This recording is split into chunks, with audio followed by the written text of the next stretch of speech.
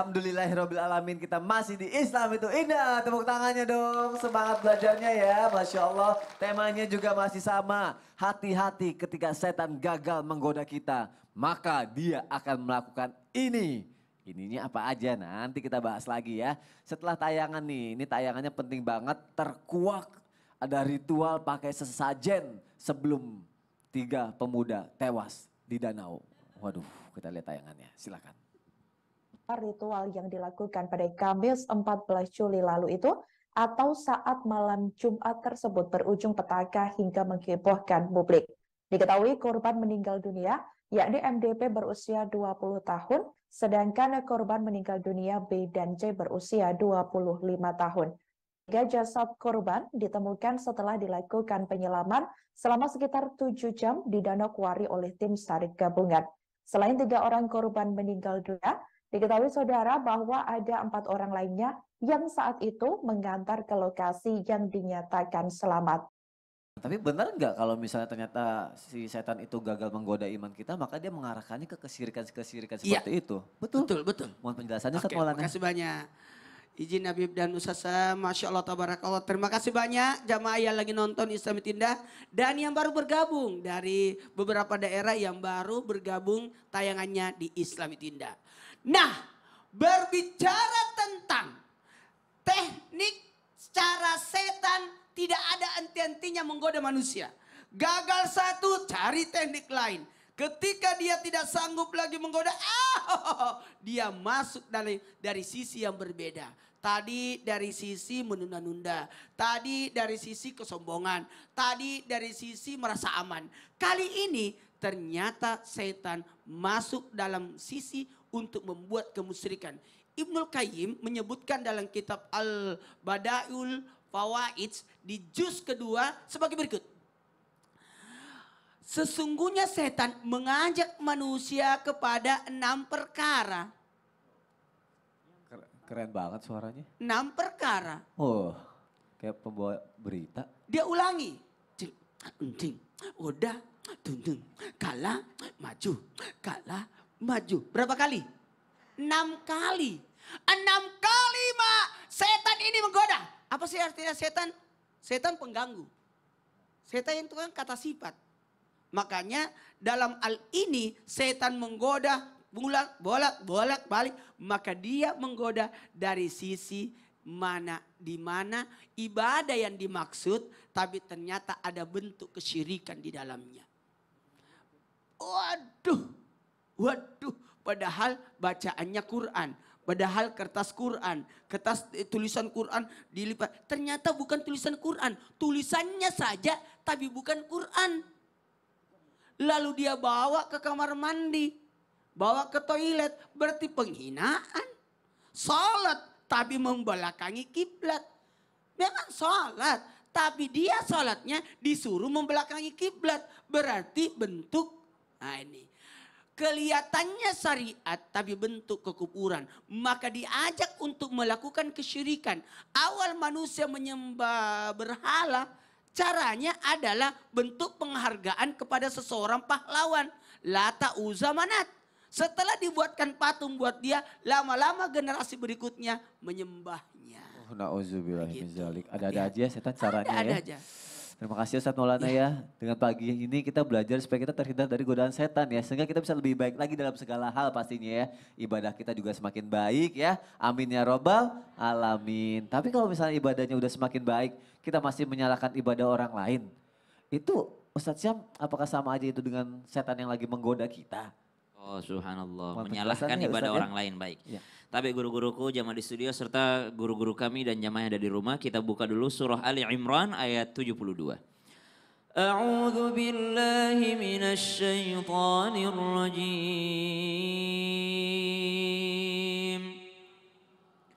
Bismillahirrahmanirrahim. Wa qala ta'ifatun min ahlil kitabi aminu بالذي أنزل الذين آمنوا وجه النهار واكفروا آخره لعلهم يرجعون.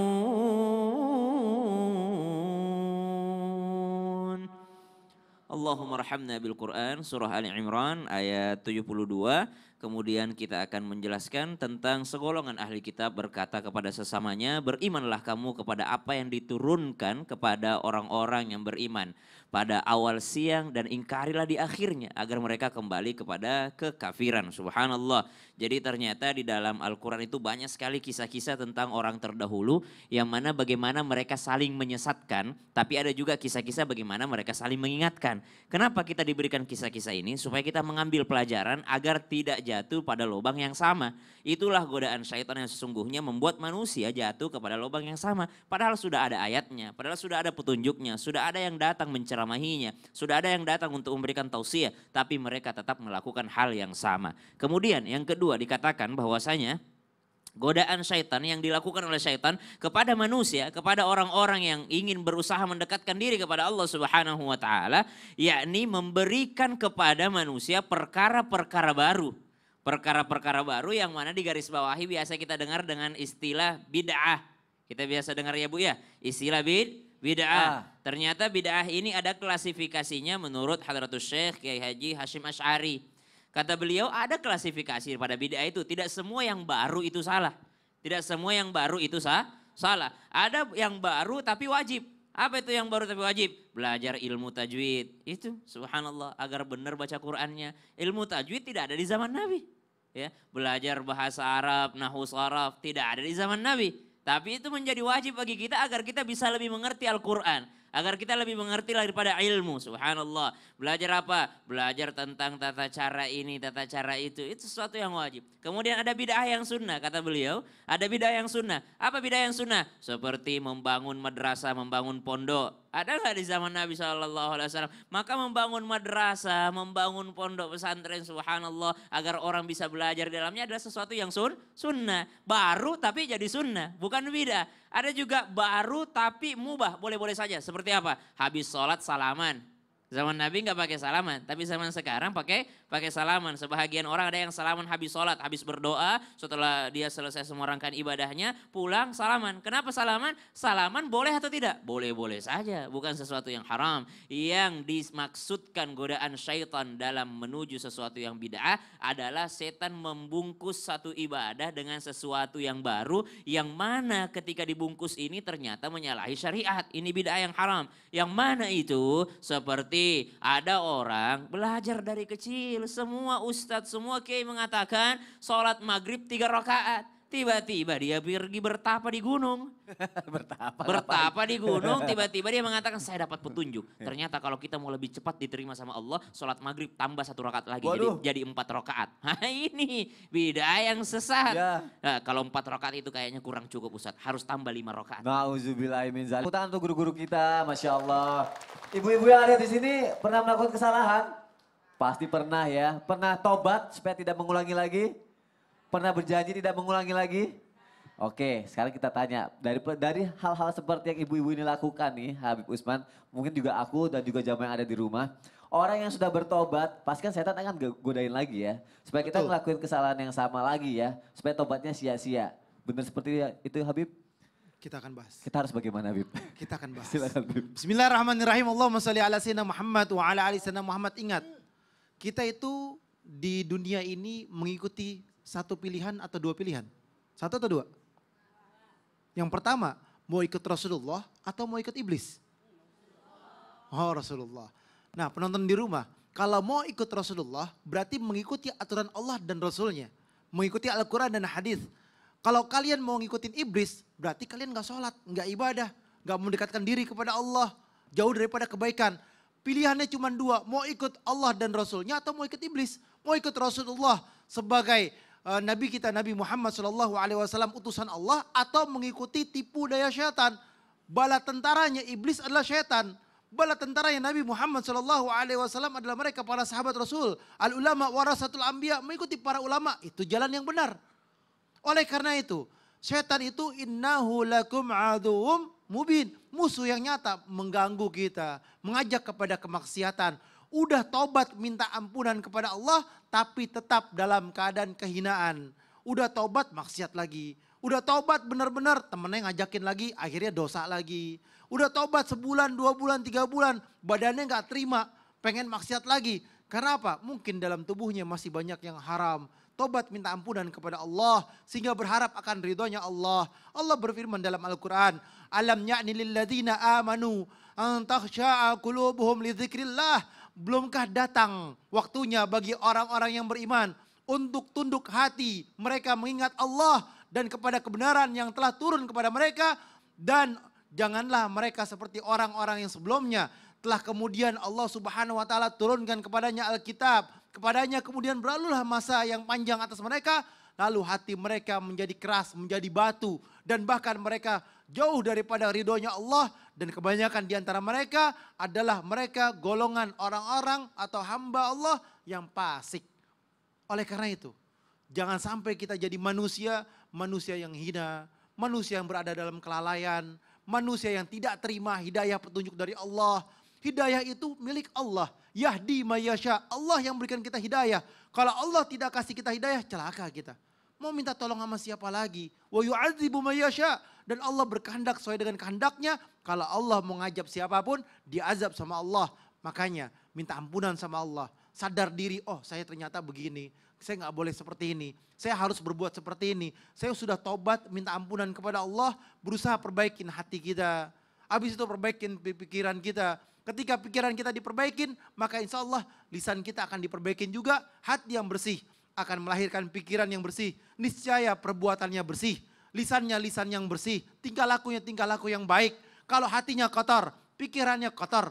Maka lidahnya lidah yang kotor. Perbuatannya perbuatan yang kotor. Hina perbuatannya. Oleh karena itu, minta ampunan kepada Allah. Zikirlah, ingat kepada Allah. Alladzina tatmainu qulubuhum ala bizikrillah.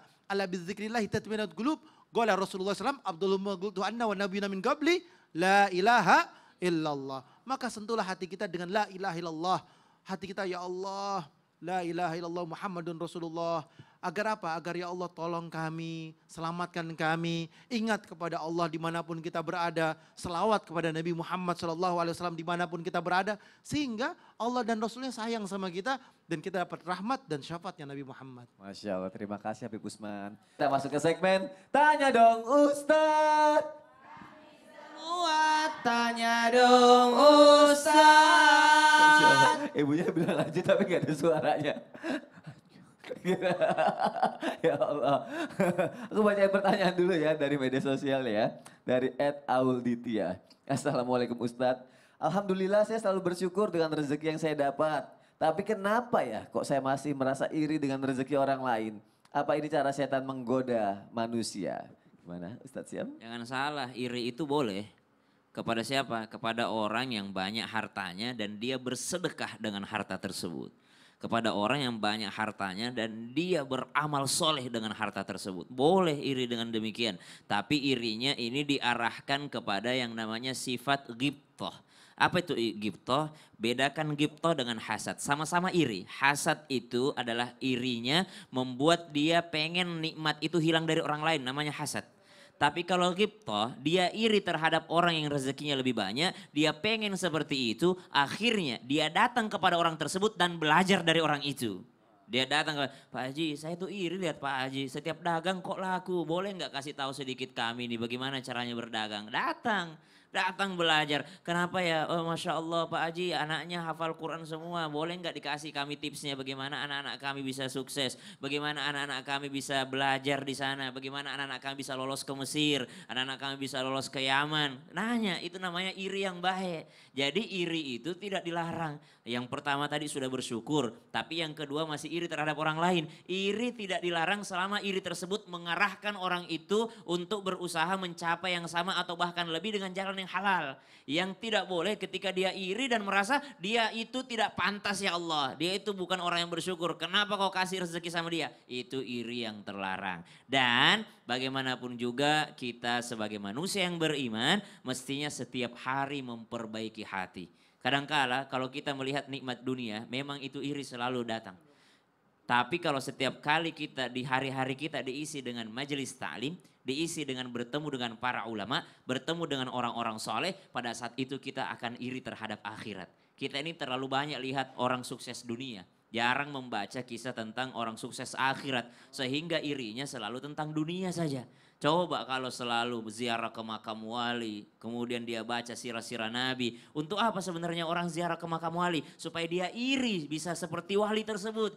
Meninggal dunia banyak yang ziarahi, meninggal dunia banyak yang doain. Ini wali dulu tidak mikirin dunia, itu yang perlu kita cari. Iri terhadap orang yang sukses akhirat, bukan hanya iri terhadap orang yang sukses dunia semata. Wallahu ta'ala alam. Dan ada satu lagi nggak boleh. Apa tuh? Satu lagi yang iri, naik motor set iri belok kanan. Ah, itu mah mencelakakan. Iya boleh ya. Itu biasanya ibu-ibu suka kayak gitu. Emang suka kayak gitu ibu?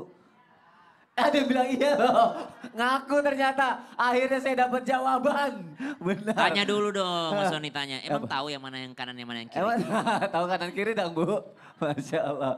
Oke sekarang aku mau kasih kesempatan untuk jamaah yang ada di studio untuk bertanya ya. Yang mau nanya boleh angkat tangannya. Boleh. Sebelah sini dulu deh, Ibu deh. Ayo Ibu silakan, Ibu maju ke samping saya Ibu. Saya pengen tahu namanya siapa, dari mana. Masya Allah. Assalamualaikum warahmatullahi wabarakatuh. Waalaikumsalam Warahmatullahi wabarakatuh. Nama saya Ibu Tati dari Majelis Taklim Nurul Huda. Nurul apa Nurul? Nurul Huda. Udah ya. Tanya dong Ustadz, sampai manakah sesungguhnya setan bisa menggoda manusia? Sampai di sini aja. Wassalamualaikum warahmatullahi wabarakatuh. Ibu yang nanya, Ibu yang jawab. Coba. Diulang Sampai dari pertanyaan. mana? 1, 2, 3. Assalamualaikum warahmatullahi wabarakatuh. Ya. Waalaikumsalam. Waalaikumsalam. Dengerin dulu, dengerin. Iya, iya. Ya. Sampai mana? Nama saya Ibu Tati dari Iya. Majelis Taklim Nurul Huda. Oke, benar. Pertanyaannya. Tanya dong Ustadz, Ya. Iya dong. sampai Itu manakah tagline-nya beda, beda itu tagline-nya. Ya, Terus, sampai terus. di mana Kak? Sampai mana? sampai di manakah setan bisa menggoda manusia? Iya, terus? Sampai di sini aja. Nah itu jawabannya. Itu jawabannya. Wassalamualaikum warahmatullahi wabarakatuh. Waalaikumsalam warahmatullahi wabarakatuh. Tepuk tangannya dong. Masya Allah. Bib. Jawabannya apa Bib? Sampai di sini aja apa enggak Bib? Mungkin Di sini aja udah. sampai di sini aja pertanyaan Oh, saya. itu, oh, ya. Kirain sampai di sini aja Sampai digodanya. di sini aja saya diri, abis itu Oh saya iya, duduk. saya dijawab dong. Silakan Bib. Bismillahirrahmanirrahim. Allahumma sholli ala sayyidina Muhammad wa ala ali sayyidina Muhammad. Sekali lagi, setan selalu menggoda manusia. Tidak ada henti-hentinya. Sampai manusia tersebut dicabut nyawa aja, setan masih ganggu. Jangan percaya dengan Islam, jangan percaya dengan bapakmu, jangan percaya dengan gurumu. Semua nggak benar, semua itu salah, semuanya itu berada dalam kesesatan. Kembalilah ke jalanku, kata setan. Dicabut nyawa aja masih diganggu, apalagi yang masih segar-segar kayak gini nih, ya kan? Apalagi penonton di rumah nih, masih nonton cengak-cengok gitu kan. Merhatiin kagak, dengerin juga enggak, mata di depan, pikiran melayang-layang.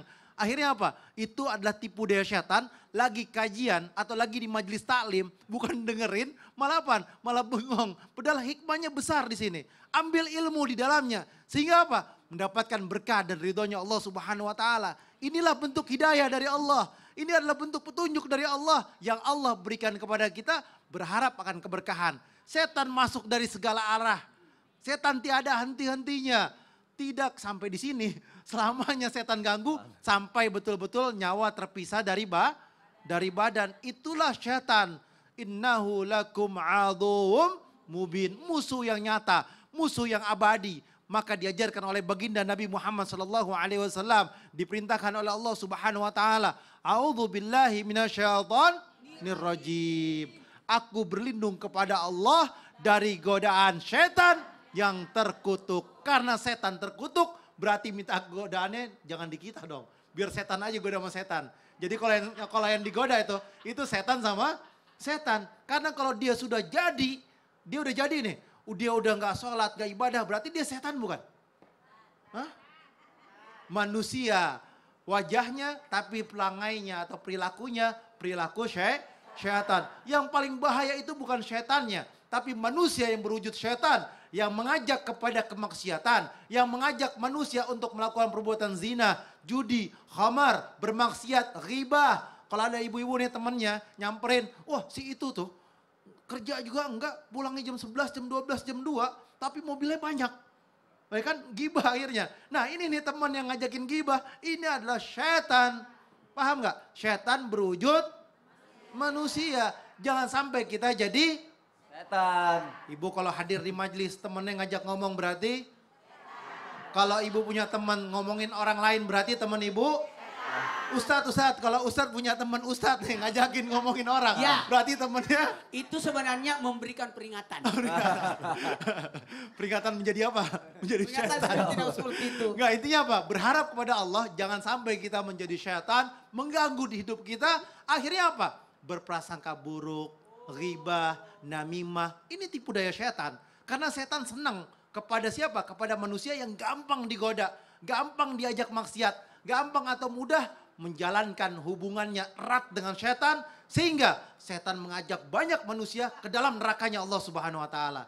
Ini adalah bentuk kehinaan. Oleh karena itu, ya Allah, kita selalu berdoa. Kalau mau ngapa-ngapain, a'udzubillahi minasyaitonirrajim. Masuk kemanapun, jalan kemanapun, pergi kemanapun, a'udzubillahi minasyaitonirrajim. Masuk ke rumah, assalamualaikum warahmatullahi wabarakatuh. Habis itu pas injak, a'udzubillahi minasyaitonirrajim. Keluar, bismillahirrahmanirrahim. La haula wala quwata Illa billah. a'udzubillahi minasyaitonirrajim. Jadi bukan sampai di sini aja ya Bu. Masya Allah, terima kasih Habib. Sampai nyawa di tenggorokan. Tuh. Bukan sampai di sini. Bukan, jadi bersiaplah. Masya Allah. Yuk sekarang aku mau ngebacain lagi ya pertanyaan dari siapa nih. Wah gawat. Dari Virus Arafik lagi. Aduh. Assalamualaikum Ustadz. Gimana? Virus Arabik? Ini. Anunya Instagramnya apa? @Virus Arafik tuh. Oh. Tuh, Assalamualaikum Ustadz, mau tanya Sony-nya ada. Waduh. Wah ketahuan. Tadi berangkatnya nggak pamit ya? Enggak, mungkin jangan-jangan Nggak mau dikasih boleh. surprise lagi. Oh yang kayak kemarin. Iya.